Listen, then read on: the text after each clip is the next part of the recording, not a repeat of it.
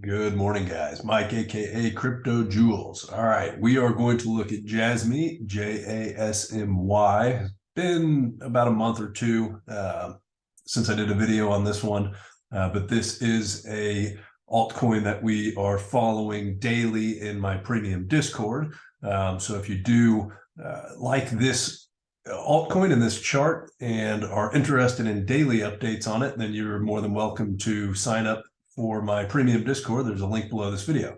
But anyways, so far with Jasmy, and I want to make it really important and clear, the context of this bullish scenario is certainly that we do not break, ultimately below this low. And really at this point, I wouldn't want to see a break below the current low. We would really need to keep that low intact and not breach that low in order for the rest of this analysis to really come to fruition. So it's important to understand that really, simply because we don't have a lot of data to work with, and the data we do have to work with is really basically just, a death spiral straight line down. And what I'm looking at as an ABC structure, which is a three-wave corrective structure. Therefore, we can anticipate a potential impulsive wave, a five-wave structure forming off of a low. So that's ultimately the context of what this analysis is based on. So it's important to keep that in mind in case this does get invalidated. So anyways, with all that being said, this is potentially shaping up to be a possible A wave or a one wave. The A wave would be a larger corrective structure, and a one wave would be a impulsive structure. The one wave scenario would play out as such, which this would be an A, B, C, which this is an expanding flat corrective structure, and would put in our two wave. And then from there, you would have an impulsive move up to put in your three wave around 0.2 cents. And then you would have a 4 and then a final pop up to put in your 5 wave around 0.3 cents.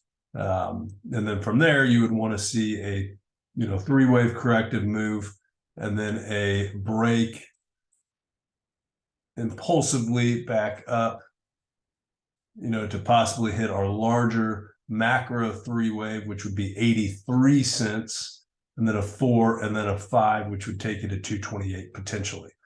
So that would be the uber bullish scenario, and would be if this thing does end up holding this impulsive structure. So that's scenario number one. Scenario number two is that this is a corrective structure, and it would be something like this A, and then this is a B, and then you would have a five wave C up, and then probably some sort of correction down, and then maybe one more leg up to what I have up here as your C eventually for your pivot point, which is 13 to 25 cents. So really, ultimately, I believe that this structure more than likely is somehow going to work its way up at minimum to 13 to 25 cents, which is from where we're at now, which is 3,300 to 6,200%. So regardless of which count plays out, I ultimately think this thing has a lot of gains potentially in its gas tank at the moment. And again, that all depends, and that's all based on the current structure. And if that structure ends up getting invalidated, as in ultimately breaking below this low, or really at this point breaking below that low, I would start to question the count as I have it. Well, let me take that back. I would definitely question the impulsive count, being this 1, 2, 3, 4, 5. This still could be a B, even if this thing goes against us, does dip below that low there, and then has a quick rejection from there. This could possibly still be this A, B, C, but it would not be an impulsive structure, and it would definitely be a larger corrective structure, in my opinion. But ultimately, what zoomed in here, what I believe we're working with is this count here, which is a 5-wave up, a 3-wave down, a potential bottom in place, and now working on and vetting out a potential 5-wave impulsive structure off of this low. So that structure I currently have as a 1-2, our 3-wave is in. You would need some sort of a consolidation for a 4-wave, and then a final pop up for a 5th wave. And then from there, you would want this to hold a 3-wave corrective structure. Let me get rid of that.